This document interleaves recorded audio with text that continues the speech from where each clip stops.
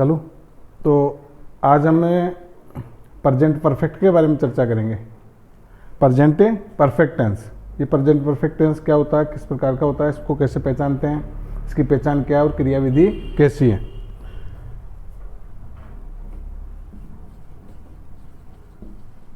Present perfect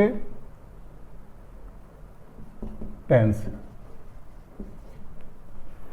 देखिए वर्तमान काल का एक परफेक्ट पूर्ण काल ये एक ऐसा काल होता है कि जिसमें भी हाल ही में कोई कार्य समाप्त हो चुका है और जो काम समाप्त हुआ है उस काम का रिजल्ट हमारे सामने होता है, इसलिए उस काम को पुनः दोबारा करने की आवश्यकता नहीं होती। तो जो काम पूर्ण हुआ है अभी हाल ही में रिजल्ट में, और दोबारा करने की आवश्यकता नहीं, परिणाम हमारे सामने होता है। सबसे पहले इस काल के जो हिंदी वाक्य होते हैं उनके अंत में चुका है, चुकी हैं, चुके हैं आदि शब्द आते हैं। ये हो गई इसकी हिंदी में पहचान कि अभी वर्तमान काल में कोई ना कोई काम अभी अभी पूरा हुआ है। इसमें कई दफे हुआ है, हो गया है, ऐसे पास्ट टेंस सूचक आ ई का उच्चारण के साथ में, या रिसेंट पास्ट का पास्ट एक्शन कि किसी पास्ट समय में कोई काम पूरा हो गया, लेकिन ये पास्ट टेंस होता नहीं है। इसमें पास्ट टेंस सूचक एडवर्ब जैसे यस्टरडेज, एगो, द प्रीवियस डे आदि शब्द कभी भी नहीं आते हैं। अब ये इसकी पहचान हो गई, और पहचान के लिए अपने पास सबसे पहले हिंदी भाषी छात्रों के लिए किसी भी सेंटेंस को बनाने के लिए उसका सिंपल सेंटेंस बनाने का एक क्रम होता है, और वही कर्ता क्रिया कर्म, यही हमारा धर्म। इसको हम जिस प्रकार से रखते हैं, सबसे पहले जो सब में रखते हैं सिंपल सेंटेंस बनाने के लिए सब्जेक्ट, सब्जेक्ट के बाद में हेल्पिंग वर्ब, और हेल्पिंग वर्ब के बाद में मेन वर्ब। ये दोनों चीज़ें भिन्न भिन्न कालखंड में बार बार रिपीट कर रहे हैं, भिन्न भिन्न कालखंड में भिन्न भिन्न चलेगी, और इन्हीं क्रियाओं का सही उपयोग निरूपण करना ही तो टेंस है। तो subject, helping verb, main verb, और उसके बाद में इसका ऑब्जेक्ट, और उसके बाद में इसका कंप्लीमेंट। इस प्रकार से सेंटेंस को सिंपल सेंटेंस के रूप में लेके चलते हैं। अब इसमें जो सब्जेक्ट हमारे पास नई चीज आई है हेल्पिंग वर्ब, इस हेल्पिंग वर्ब में हम हैज और हैव काम में लेते हैं। क्या काम में लेते हैं? हैज और हैव। और क्रिया की थर्ड फॉर्म यूज करते हैं। कौन सी फॉर्म यूज करते हैं? Third form. अब देखिए हमारे पास हैज और हैव हेल्पिंग वर्ब के रूप में, तो सब्जेक्ट भी हमारे पास दो है, एक सिंगुलर और एक प्लूरल। सिंगुलर के साथ में हम क्या काम में लेते हैं? हैज, और प्लूरल के साथ में काम में लेते हैं हैव।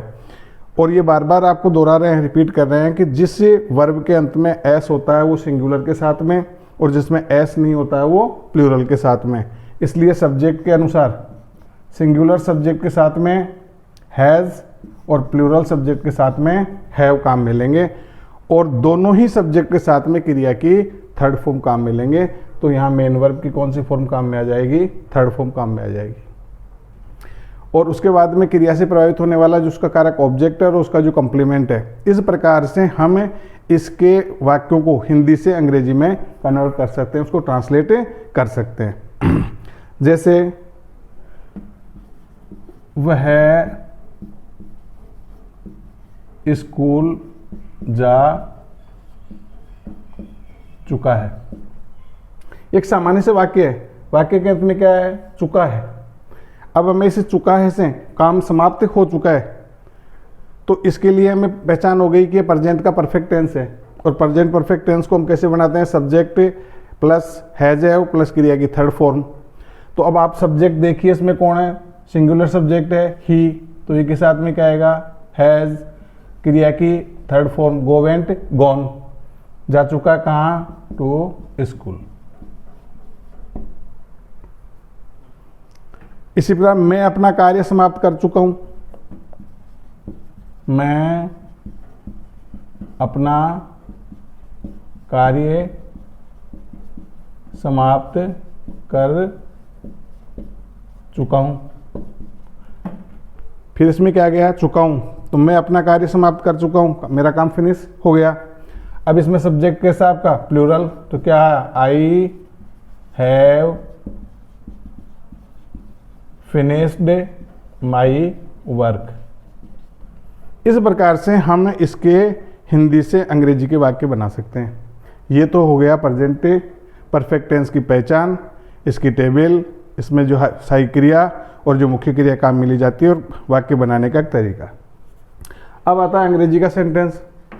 अंग्रेजी के सेंटेंस को हम कैसे पहचानेंगे, क्योंकि जब हमें डायरेक्ट बनाना होता है, एक्टिव पैसिव बनानी होती है, क्रिया की फॉर्म में बढ़नी होती है, उस समय हमें इस सेंटेंस को अंग्रेजी में ही पहचानना पड़ता है। और अंग्रेजी में कैसे पहचानेंगे, अंग्रेजी में पहचानने के दो ही तरीके होते हैं, या तो हम उसकी किससे पहचानते हैं, वर्ब से, या फिर उसकी एडवर्ब से। दो तरीके होते हैं। और वर्ब दो प्रकार की है, एक कौन सी, हेल्पिंग वर्ब, और दूसरी क्या है, मेन वर्ब। ये दोनों चीजें होती है, हैज ए प्लस क्रिया की थर्ड फॉर्म दी हुई होती है तो अपन पहचान जाते हैं। क्या दिया होता है, हैज और हैव, और साथ में क्रिया की थर्ड फॉर्म दी हुई होती है, हम पहचान जाते हैं कि ये प्रेजेंट परफेक्ट टेंस है। लेकिन जब करेक्ट फॉर्म ही हमसे भरवाई जाती है और ये दोनों चीजें उसमें दी हुई नहीं होती है, तो उस समय हमें उसकी एडवर्ब से पहचानना पड़ता है। और एडवर्ब के रूप में इसमें just, now, just, already, recently, ever, so far, और जो नेगेटिव सेंटेंस होते हैं मोस्टली उसमें टिल और यट, ये भी इसकी एडवर्ब के रूप में काम में लेते हैं। तो अगर हमारे पास हेल्पिंग वर्ब में हैज और क्रिया की थर्ड फॉर्म दी हुई है तो हम इस सेंटेंस को पहचान सकते हैं कि प्रेजेंट परफेक्ट टेंस का है। लेकिन जब करेक्ट फॉर्म प्रवाई जाती है तो दोनों चीज़ नहीं होती, तो हमें उसकी एडवर्ब से पहचानना पड़ता है। और एडवर्ब के रूप में just now, just, ऑलरेडीज, रिसेंटलीज, ever, so far, और नेगेटिव में टिल और यट का भी प्रयोग होता है। अब इसी प्रकार से इसका एक सामान्य सा एग्जाम्पल,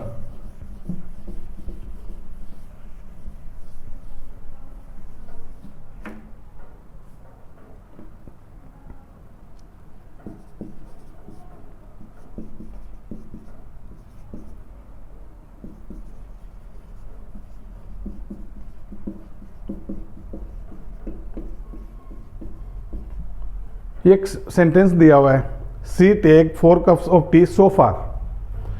अब इसमें जो अपने पास ना तो हेल्पिंग वर्ब है ना मेन वर्ब है, कैसे पहचानेंगे, इसमें दे रखी है एडवर्ब सो फार। इस सो फार से अपन ने पहचाना कि ये प्रेजेंट परफेक्ट टेंस है, और प्रेजेंट परफेक्ट टेंस हमारे दिमाग में आते ही पता लग जाना चाहिए कि इसमें सहायक क्रिया के रूप में हैज और हैव प्लस क्रिया की थर्ड फॉर्म काम में लेंगे। तो इसमें क्या आ गया, सी, सी के लिए हैज, और टेक टुक टेकन,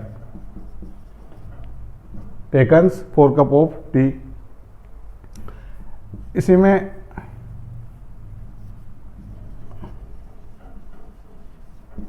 अभी इसी सेंटेंस को जो अपन बनाया था,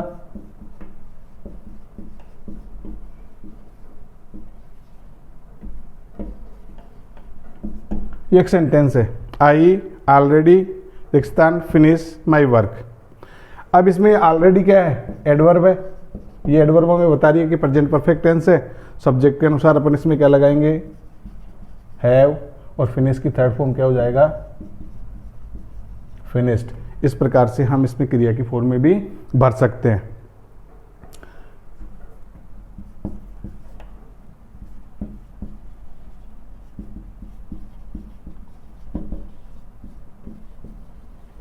एक सेंटेंस और देखिए, ही जस्ट अराइव हियर। अब ये सेंटेंस रिक्स्तान है, इसमें क्या है, जस्ट। तो जस्ट किसको बताता है, प्रेजेंट परफेक्ट टेंस को। क्या गया, he has just arrived here. तो हम इसकी एडवर्ब से पहचान करके इसमें करेक्ट फॉर्म भी भर सकते हैं। तो इसकी एडवर्ब को याद रखें, इसकी पहचान करें और हिंदी और अंग्रेजी के सेंटेंस इसमें बना सकते हैं।